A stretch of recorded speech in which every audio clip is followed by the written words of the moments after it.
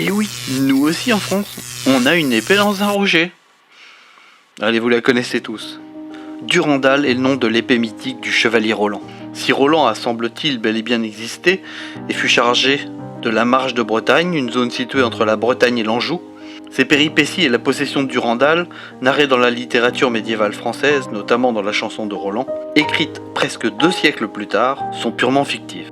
C'est dans le recueil de chansons de gestes, le cycle du roi, composé au XIe siècle pour ses premiers textes, que l'on retrouve la chanson de Roland. Roland est comte de la Marche de Bretagne et surtout le neveu de Charlemagne. Roland combat notamment aux côtés d'Olivier, le frère d'Aude, sa fiancée, et de son épée Hauteclair. Il est aussi l'archevêque Turpin avec son épée Almas, Ogier le Danois et son épée nommée Courte. La légende issue de la chanson de Roland veut que Durandal, forgé par Galan, est donné à Charlemagne par un ange. Charlemagne l'offrit à Roland. Selon d'autres textes, l'épée aurait été prise aux Sarrasins. Quand il passe les Pyrénées pour aller lutter contre les Sarrasins, Roland commande l'arrière-garde que les Sarrasins attaquent au col de Roncevaux suite à la trahison de Ganelon. Roland et ses hommes résistent jusqu'au dernier.